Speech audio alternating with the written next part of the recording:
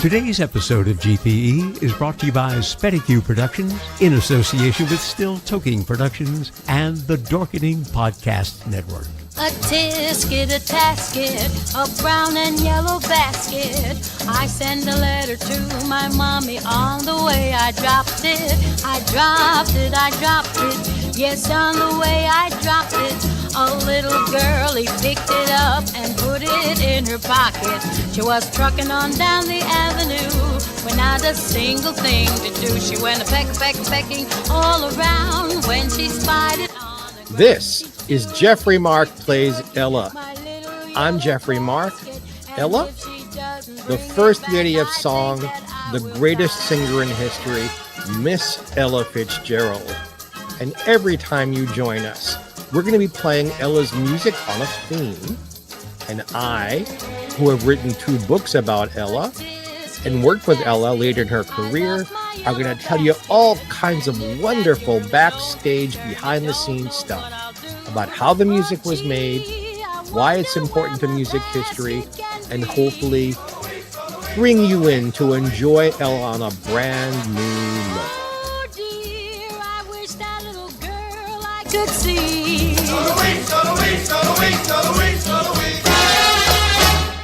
Oh, why was I so careless with that basket of mine? That itty bitty basket was a joy of mine. Basket, lost my yellow basket. Won't someone help me find my basket? Make me happy again. No, no, no, no. No, no, no, no. No, just a little yellow basket. A little yellow basket.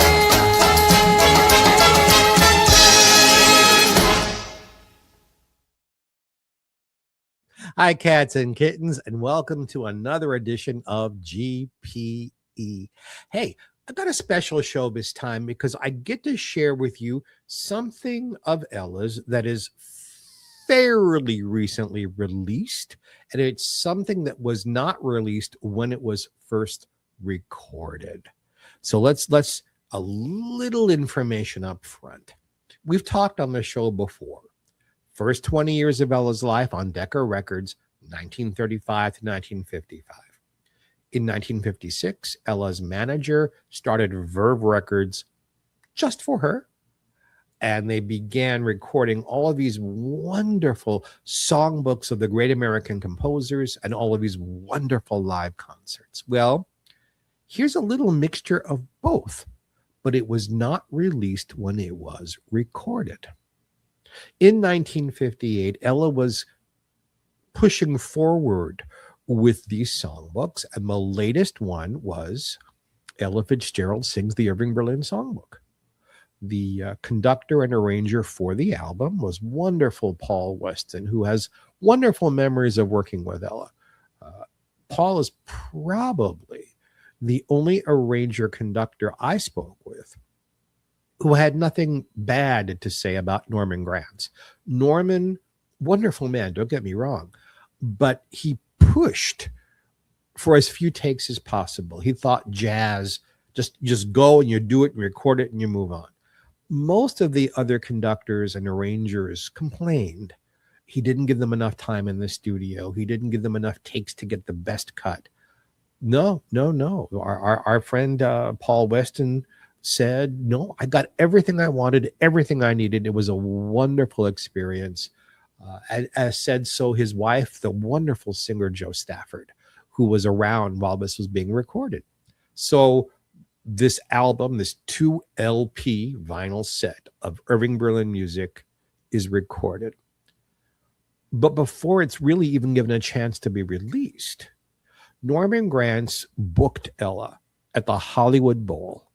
If you don't know what that is, the Hollywood Bowl is this gigantic amphitheater right in the heart of Hollywood, built into the side of a mountain. The acoustics are tremendous. I've seen Ella work there several times, and other people who appear there love working there. And what he did was he had Ella come with Paul Weston as her conductor and sing not the whole album, but a great deal of what was recorded for the album. He didn't professionally record that concert, but he had a recording going just for his own amusement, just for his own personal archives. Well, the folks at Universal Music, who now own Decca and Verve and all the other labels for which Ella recorded, found this. And in 2022, they released it on the Verve label. So I say all of this. This is the only time Ella really devoted an entire concert like this just to one album. Certainly the only time at the Hollywood Bowl. There is another recording of Ella doing Cole Porter, but it's not as complete as this one is. It is also the only time Ella performs live with Paul Weston as her conductor. So it's a lot of firsts and onlys on this. The only thing I'm going to say before we get to our first song is, because it was not recorded through the house system, because it is a kind of Norman's own bootleg recording, the sound quality is not up to the standards we usually like to have here on GPE. But I thought this is so rare and so much fun. So if you will open up your ears just a little wider for this episode and understand this is not what we're used to, I think you're going to have a lot of fun. I've sequenced these songs the way I think Ella would have had she chosen the sequence. And we're going to start with a song, I've Got My Love to Keep Me Warm. Those of you who are big Ella fans, who know the Irving Berlin songbook, will notice that for some reason, although the body of the song is the original arrangement, it doesn't start off the same way the album does. And I'm not sure why that is. So sit back, pretend it is summer. And as we're recording this, it is summer. You're in the Hollywood Bowl. You're sitting, you have food and drink right in front of you. There's, 5,000 or 6,000 people all around you enjoying the great Ella Fitzgerald. Do that and listen to I've Got My Love to Keep Me Warm. Go.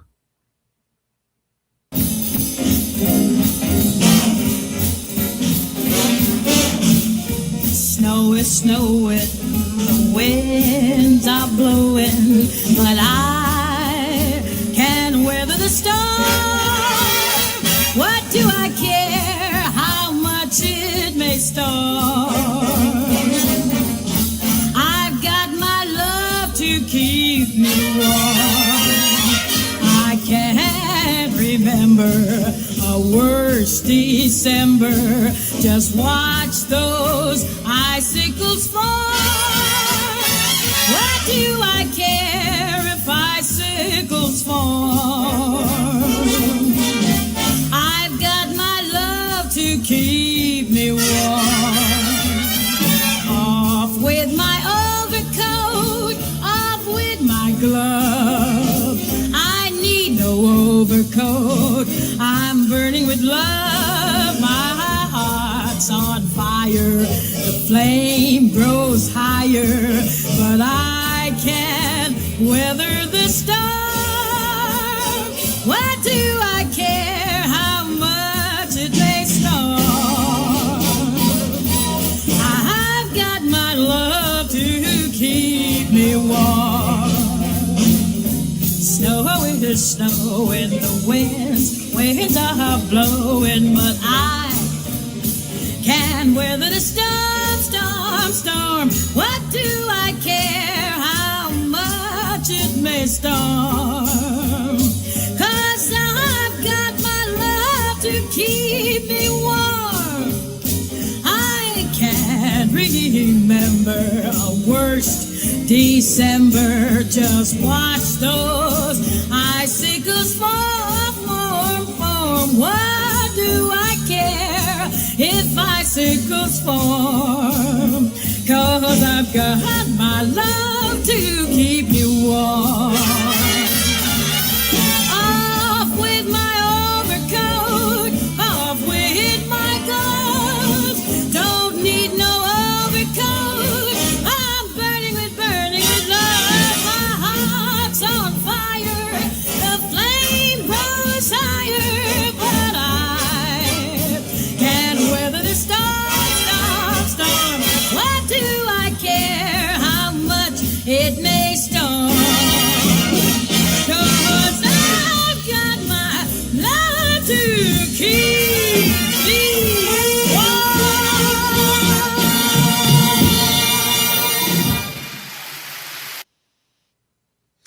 Those of you who are familiar with the album version, notice on the album, when she goes to the song one time, there's an instrumental break with jazz solos. And then she comes back in. For the purposes of the concert, I guess they felt the audience might be bored if she was just standing there. So rather than using the arrangement again, that portion where she sings the song through the second time, it's just her rhythm section playing. Then the band comes in where the band came in on the album. Is that trivial enough for you? Because I know you fans out there, you want to know all this stuff. And if I don't talk about it, you're going to get back to me and say, hey, Geoffrey Mark, how come you didn't notice? Believe me, I notice. Let's get to the second one. Irving Berlin, who lived a very long time, 101 years almost. Born in Russia, Israel Berlin was his real name. They anglicized it to Irving Berlin. If you're a fan of Mr. Berlin's music, and you'll notice it in this concert, he seems to be almost obsessed with writing about the weather and dancing. So much of what he wrote through the years had one or two of those themes running through it. So this is one of the dancing songs. You'll also notice that probably if we looked at Mr. Berlin's entire career, the two people for whom he wrote the most music, meaning he literally wrote songs to come out of their mouths, were Ethel Merman and the incredible Fred Astaire. This is a Fred Astaire song. This is from one of the Fred Astaire Ginger Rogers movies, for which Mr. Berlin wrote the music and the lyrics, by the way.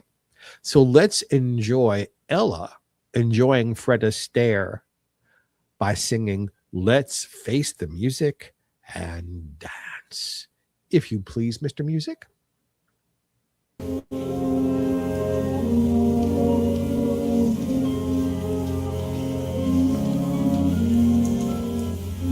There may be trouble ahead, but while there's moonlight and music and love and romance, let's face the music and dance. Before the fiddlers have fled, before they ask us to pay the bill, and while we still have a chance, let's face the music and dance. Soon we'll be without the moon, humming a different tune, and then there may be teardrops to shed. So while there's moonlight and music and love and romance, let's face the music and dance, dance. Let's face the music and dance.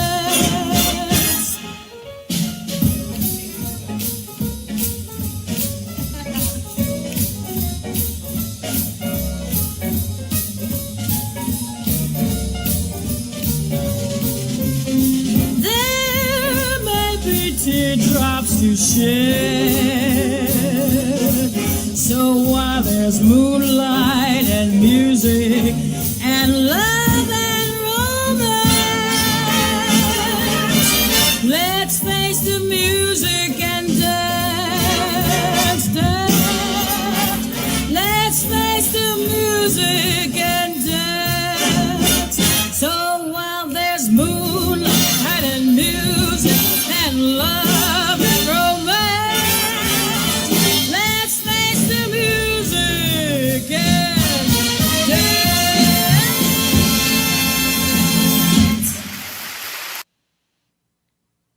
I hope you're enjoying these wonderful Paul Weston arrangements. Really, the album in the studio and this, it's the only time they really work together. It's a shame because Paul was such a talented man. You may recognize more of his arrangements for people like Doris Day, with whom he worked quite a bit, or Dinah Shore, or his wife, Jo Stafford. The concert was recorded April 16th of 58. So this is a late spring, wonderful evening at the Hollywood Bowl. We're going to do a ballad next because that's what Ella would do. A ballad, number 3 song, almost always in her concerts was a ballad. The song, there's no real one person who owns this song. It's not like a person introduced this and it became their song for the rest of their lives.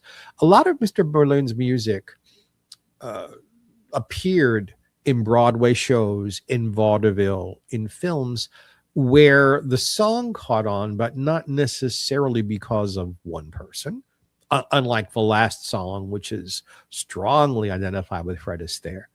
But I can give you a little piece of trivia. The very first person who recorded this song very early in her Broadway career was Ethel Merman, just to have a recording. There was no reason for her to do it other than perhaps she was already a fan of Mr. Berlin's. The song is How Deep Is the Ocean?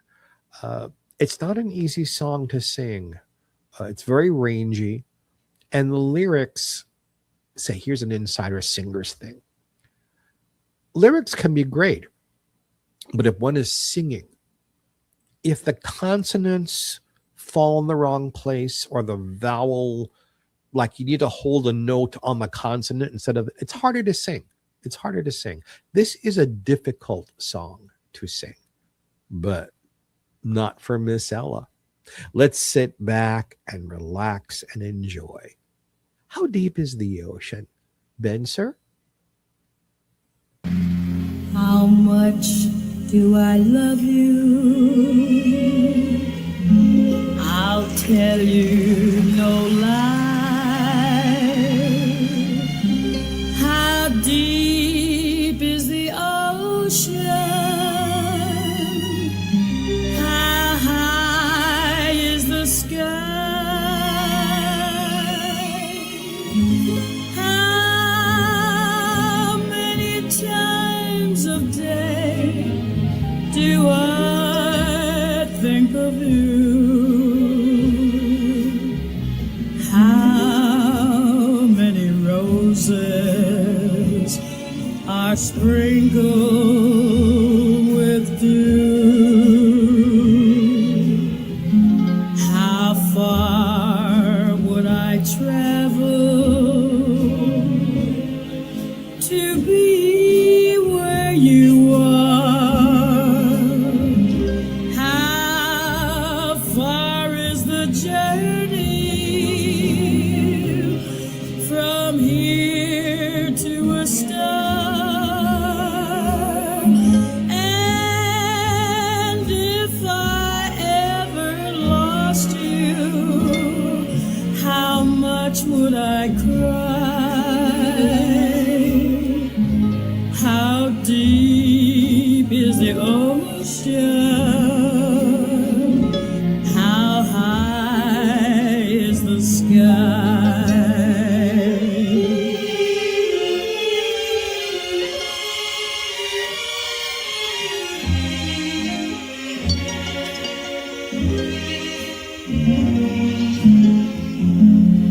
How far would I travel to be where you are? How far is the journey from here to a star? And if I ever lost you, how much would I cry? How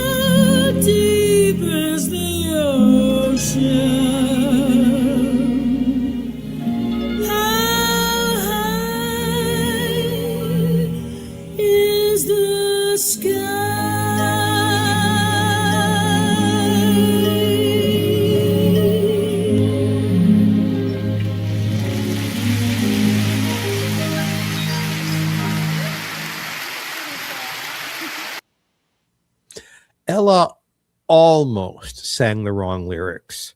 When she came in at the second time, you can hear her almost the right lyrics came out. Ella was very nervous this night for several reasons. I think appearing at the Hollywood Bowl was a little nerve-wracking. It's very different than singing in a nightclub or singing in a concert hall. She had not yet been doing an awful lot of outdoors singing. Later in her career, as we got into the 60s and 70s, Ella was often singing outdoors, I should say, especially in the summertime all over Europe, where there'd be all of these wonderful outdoor concerts. But this was still kind of new for her. Also, there is a little piece of trivia here. All of these live albums that Ella made through the years either featured her with her trio or quartet, or with them plus one, or with the Count Basie Big Band, or the Duke Ellington Big Band, but there's no commercially released album where Ella is singing live with strings. It's amazing, because she did many concerts with philharmonics and symphonies. None of that has ever been released. To be able to buy it, this is it, to hear Ella with strings. So put that in your cap and enjoy it. I'm going to play for you a couple of songs now that aren't the great big Irving Berlin hits. Songs he wrote, songs that Irving Berlin aficionados enjoy, but maybe new to you. This first one, for some reason, there aren't a lot of recordings of the entire song, but the song is referenced in I don't know how many medleys and special material things through the years. You hear a snippet of it, but here is the entire song. It's called "The Song Is Ended." I like it. That's why I'm bringing it to you. Obviously, I bring you stuff that I enjoy. Hopefully, you will enjoy it too. So let's hear, how does the song is ended? Well, how does it end? Well, let's get it started. Benjamin, let's get it started.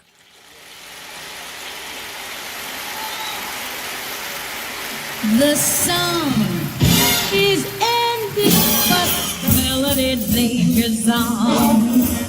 You and the song are gone, but the melody lingers on. The night was splendid, and the melody seemed to say, summer will pass away.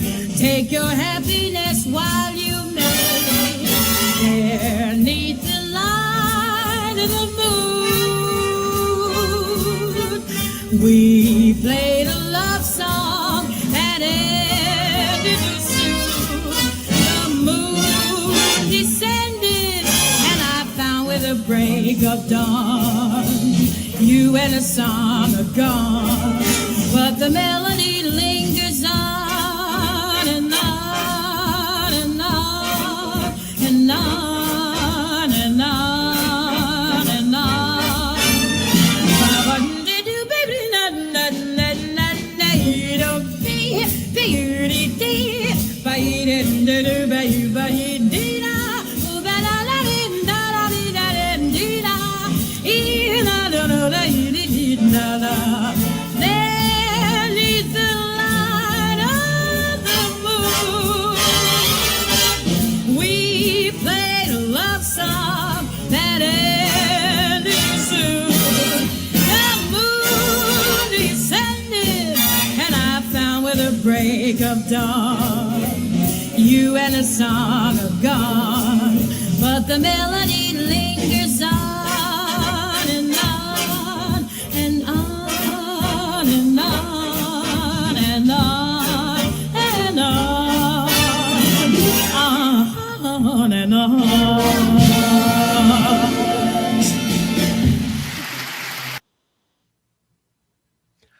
It was short, but it was sweet. Notice Irving Berlin's lyrics here. I mean, I can't imagine anyone writing cleaner, less risque lyrics than Irving Berlin. But, you know, the reference to the dawn coming and the person and the song are gone does kind of sort of intimate that perhaps they had spent the night together and come the break of day, the guy split. So sometimes Mr. Berlin could infuse a little bit of adultness into his lyrics, but he did it subtly and with incredible, great taste. This next one, again, unless you know Mr. Berlin's canon, you probably have never heard this before. It's a song called You're Laughing at Me. Before we play this song, I just want you to note, again, I assume you're a big fan of Ella's because you're here with us every week. Notice that Ella seems to be just the teeniest bit tentative about these songs.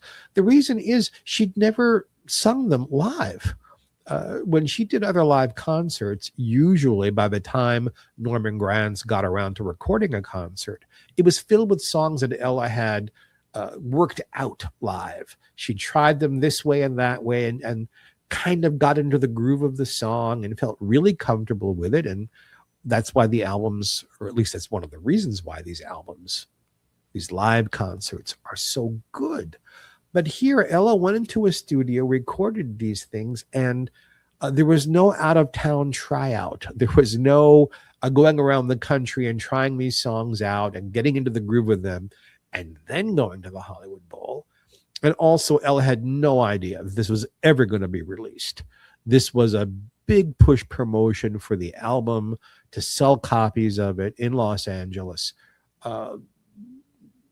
She had no way of knowing that, you know, half a century later, this would be released and the general public would be listening to it. So you're hearing Ella. It isn't that her vocal ease is not wonderful, but without the usual confidence she had in live concerts. I wanted to make sure I said that before we move forward. You're laughing at me? Well, don't laugh at me and don't laugh at Ella. But let's listen to this song. And I hope, I really do hope I'm bringing you something new. Here's some new Ella. Go.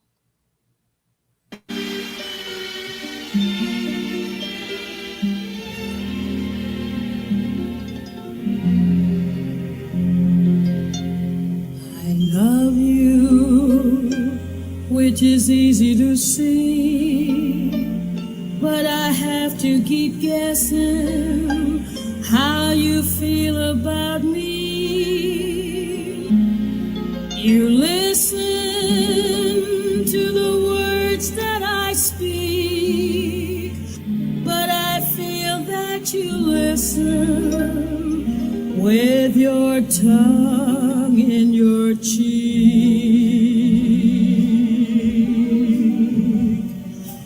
You're laughing at me. I can't be sentimental 'cause you're laughing at me. I know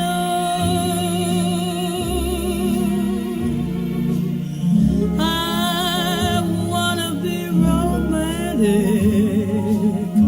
but I haven't a chance.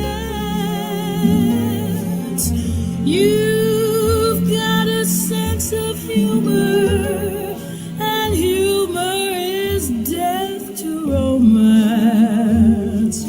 You're laughing at me.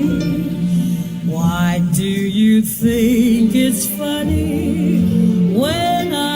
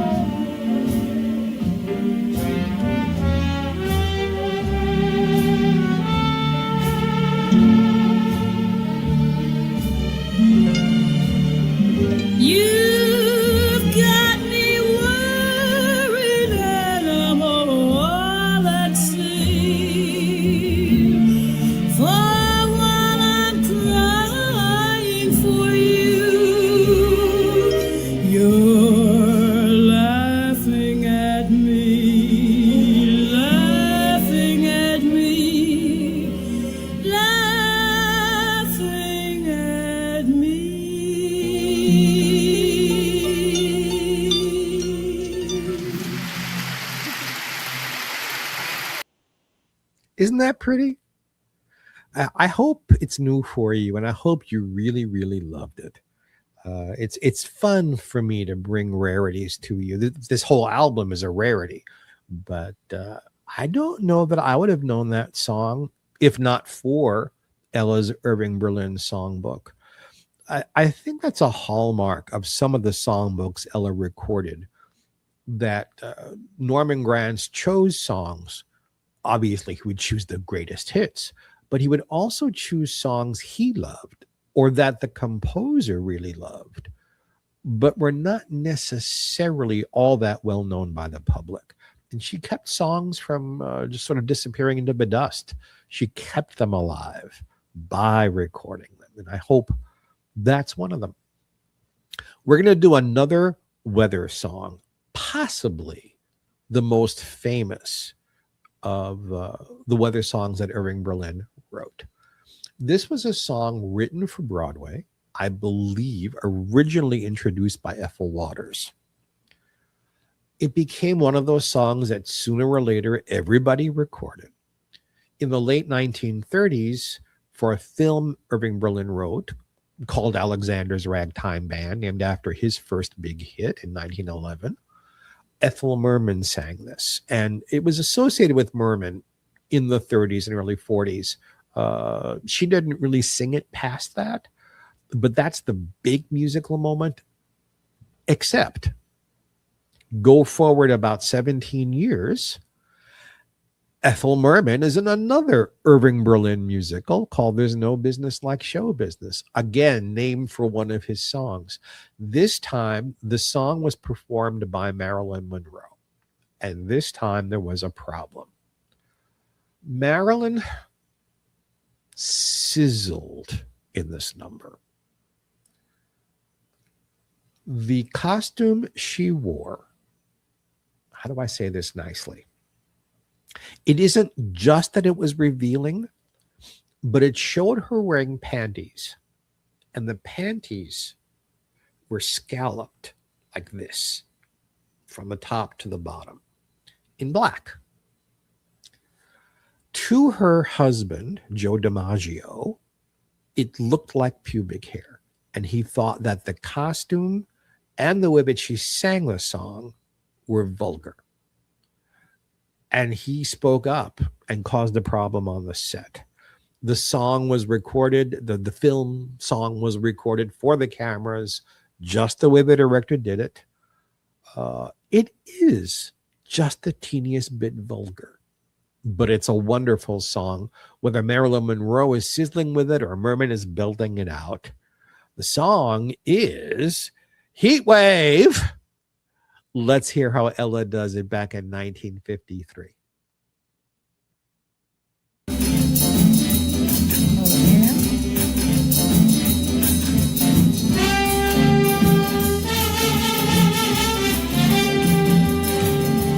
Having a heat wave, a tropical heat wave. The temperature's rising and it's surprising she certainly can. Started a heat wave by letting her seat wave, and in such a way that the people all say that she certainly can.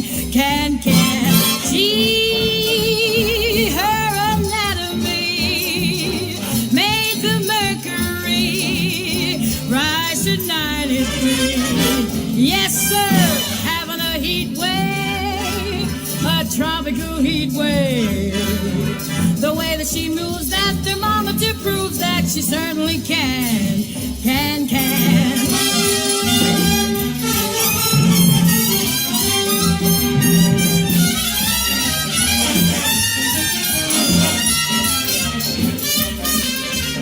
Gee, her anatomy made the mercury jump to 93. Yes, sir.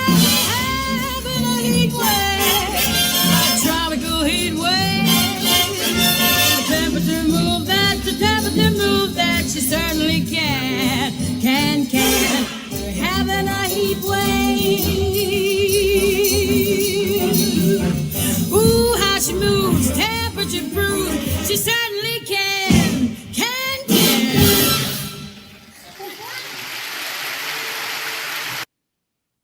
Ella's laughing and I'm laughing because she goofed up the words.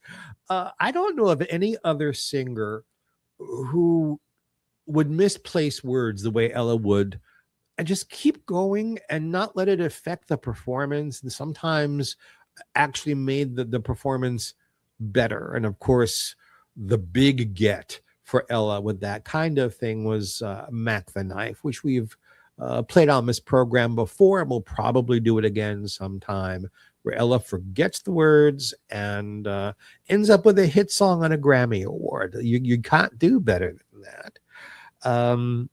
Let's go on to another of the Fred Astaire songs. This is again Irving Berlin writing for Fred Astaire in films. It's one of those songs that, although it works well as a song, it does better in the film because it is a song of dancing seduction. That's the only way I can put it. Obviously, in a 1930s film, they weren't going to talk about sex, but, you know, let yourself go, relax. Hey, guys listening to this or watching this, how many times have you said that to somebody else on a date? Let yourself go, relax. The purpose usually wasn't dancing. But here, it's how Mr. Berlin insinuated sensuality and sexuality in his songs while keeping them, you know, enormously clean. Otherwise, you could not do them in a film, and you could not play them on the radio, which was very, very necessary back then to have a hit song. They had to be able to be played on the radio, not just the recording from the film, but other singers singing the song. So let yourself go, relax. Well, I can't think of a better way to introduce the song. Let yourself go, relax. And let's let my wonderful friend and producer, Benjamin Bartlett, play the song for us. Let yourself go, relax.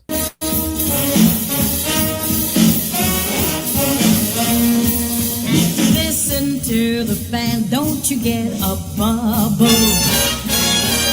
As you listen to them play, don't you get a glow? If you step out on the floor, you'll forget your trouble. If you go into your dance, you forget your woe.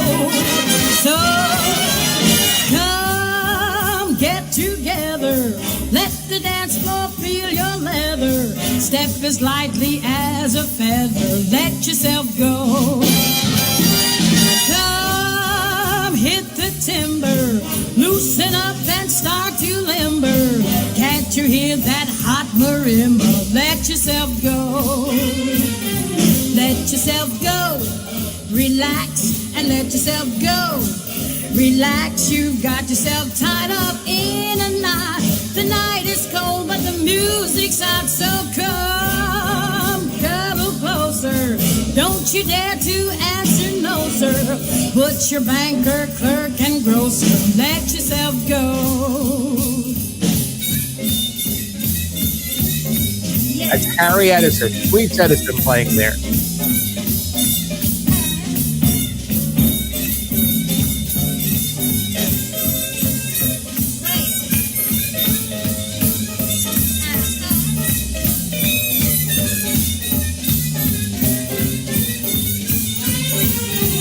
Let yourself go, relax and let yourself go.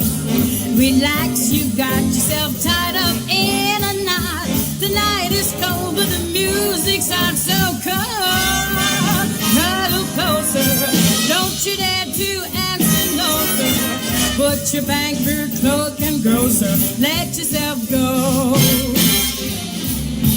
Let yourself go.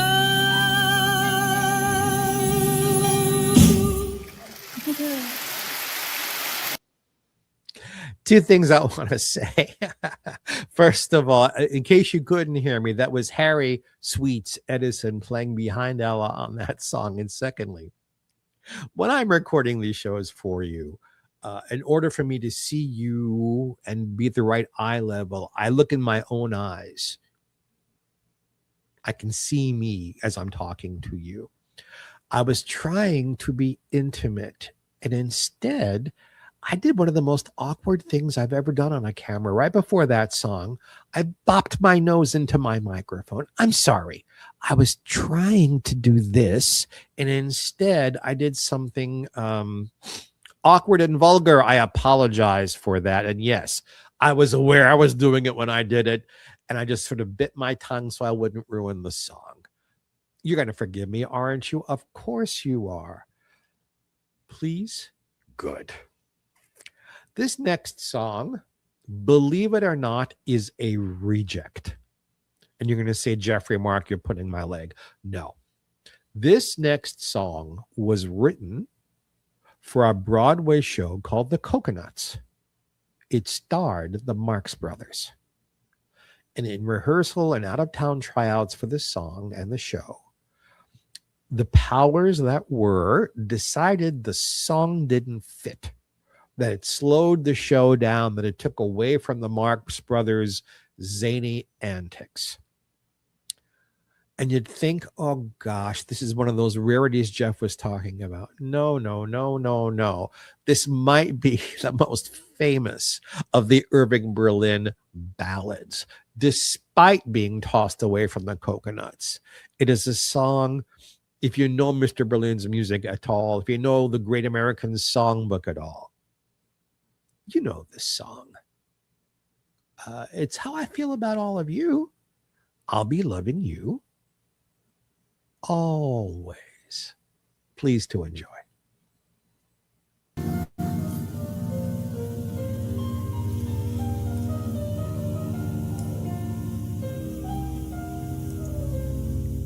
I'll be loving you always, with the love that's true, always, when the things you've planned need a helping hand, I will understand always, always.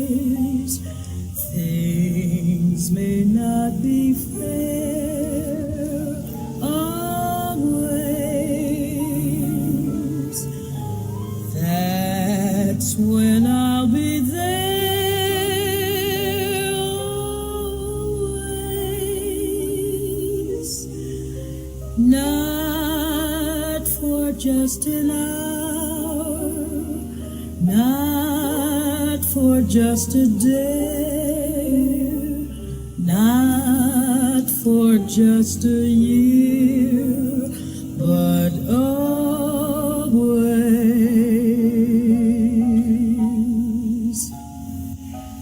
I'll be loving you always, with the love that's true, always, when the things you plan need a helping hand, I will understand always, always. Things may not be fair always. That's when I'll be there always. Not for just an hour, not for just a day, not for just a year, but always. Not for just an hour, not for just a day, not for just a year, but always.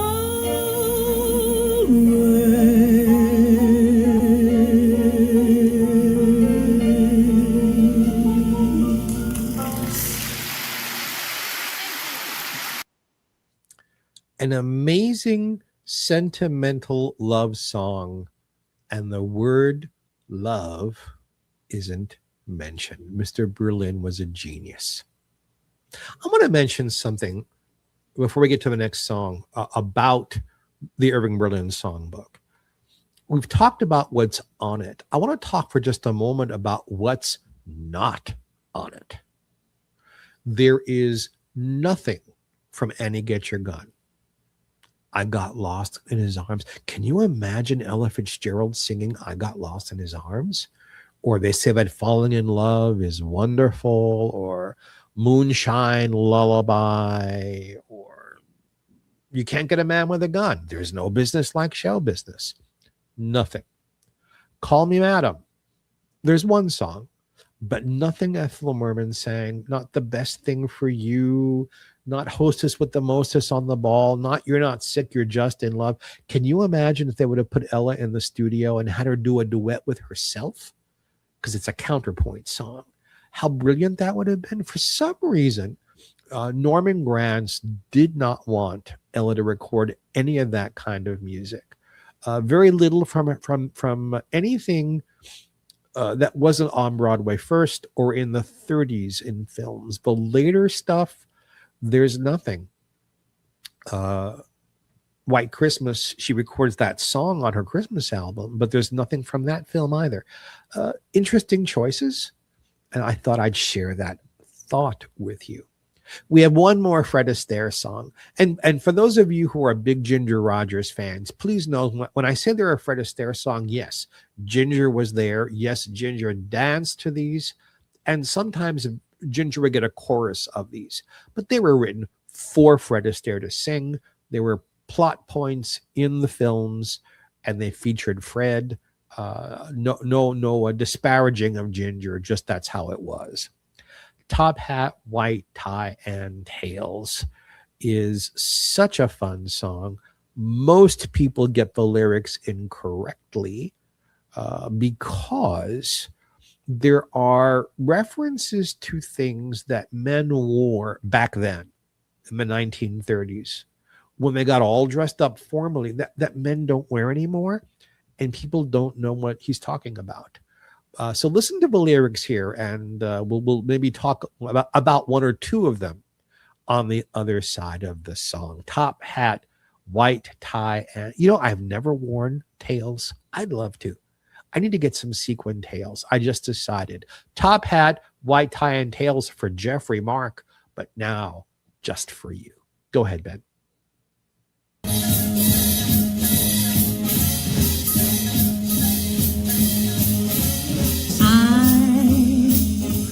Putting on my top hat, tying up my white tails, brushing off my tails. I'm doing up my shirt front, putting in the shirt studs, polishing my nails. I'm stepping up, my dear, to breathe an atmosphere that simply reeks with class.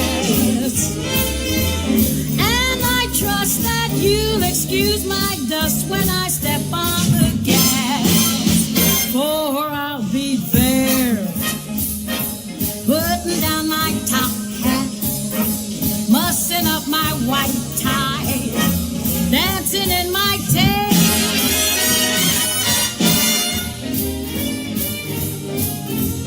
I just got an invitation to the mail. Your presence requested this evening, it's formal. A top hat, a white tie, and tail. Nothing now could take the wind out of my sails, because I'm invited to step out this evening with top hat and white tie and tails.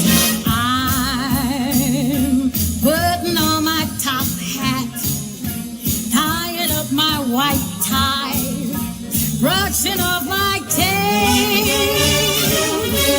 I'm doing up my shirt front, putting in the shirt studs, polishing my nails.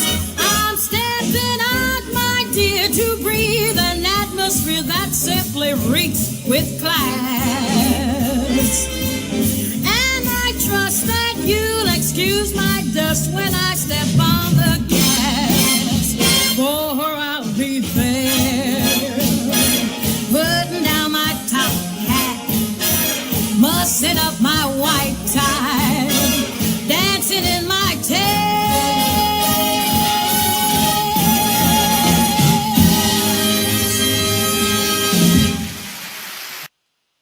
And nobody wore those clothes better than Fred Astaire. But let's go through it just for a minute.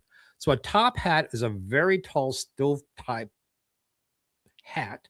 They were collapsible. So when you wanted to check your hat, there'd be room to flatten it. What we think of as a tuxedo back then were called dinner clothes. It was called a dinner jacket. You didn't wear that at very, very, very fancy places. You wore that at dinner time or at a restaurant. But when you were going formal, you had the top hat, you had a cutaway coat with tails hanging in the back. Then there was a white vest, a white tie with a pulled up collar. The shirt studs, instead of buttons, were these little, sometimes onyx, sometimes gemstone studs that went in that held the shirt together. You wore French cuffs. And then you wore pants that had satin going down the sides and formal shoes. If you went out formal, that is how men dressed back then. That kind of wear kind of went away in the 1960s. If you watch, if you can find on YouTube recordings of early Academy Awards TV shows or Emmy Award TV shows, you see a lot of the people still wearing the tails. At least the hosts did.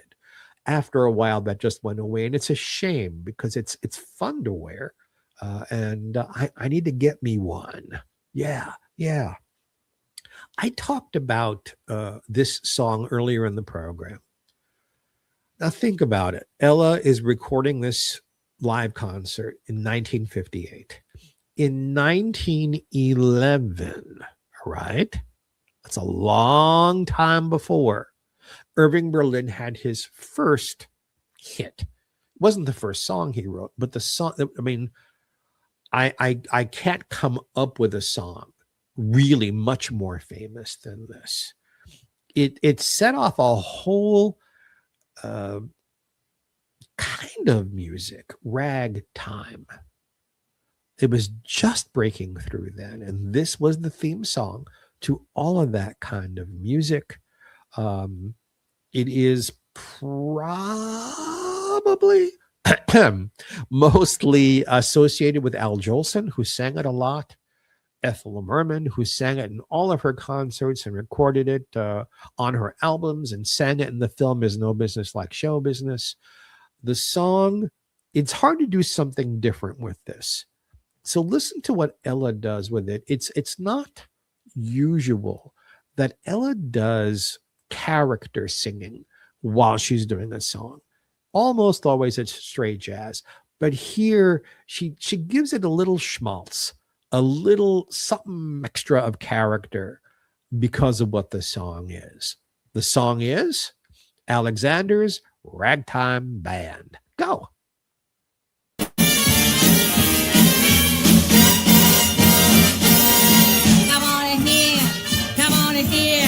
Alexander's a ragtime band. Come on in here, it's the best band in the land. If you never heard a trumpet blowing before, so natural that you want to go to war. It's just the bestest band one am. Oh, my honey lamb, come on along, let me take you by the hand. Up to the man, who's the leader of the band. And if you care to hear the Swanee River made in a ragtime, come on in here, Alexander's a ragtime band.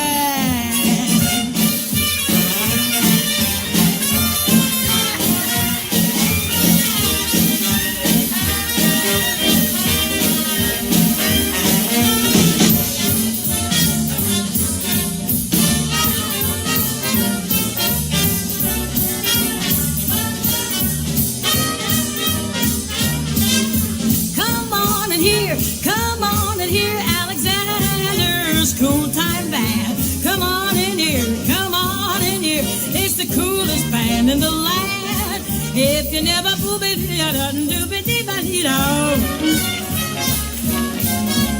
it's just the coolest band out there. Why, honey, love, come on along. Let me take you to the leader of the band. Come on along. Listen to this real cool band. And if you care to hear the Swanee River played in cool time,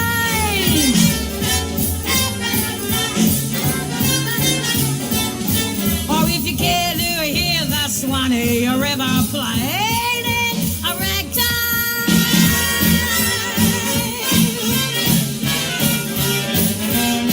come on here, Alexander's ragtime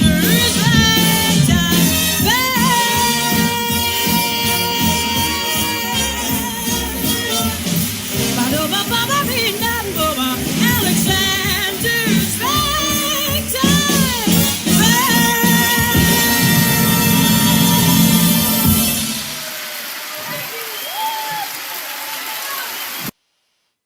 When the audience starts applauding long before you finish, you know you've done a good job. Irving Berlin.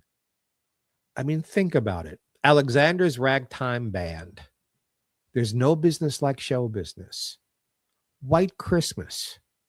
Easter Parade. God Bless America. His music really does still live on with us. Probably more than any other composer. We, the whole world, we took Irving Berlin's music to our hearts. Very happy to play this for you. This rare concert released on the Verve label by Universal Music. Our time is unfortunately up. If you love being here with me, you're also going to love our talk show. Benjamin Bartlett and I have a talk show live every Wednesday, 4 p.m. Pacific time, 7 p.m. Eastern time. I know you guys live all over the world. God bless you that you're here with us from all over the world. So adjust that time for wherever you happen to live because it's live. And Ben and I talk with some of the most fascinating people in the entire world. And we are thrilled that millions of you are joining us on that program as well. Let's thank Randy West, our wonderful announcer. Ben is my producer on this show, co-host. He created the show. And producer on the other show. Until next time, and I see you live, or you come and join us here on GPE, from the bottom of my heart, God bless you and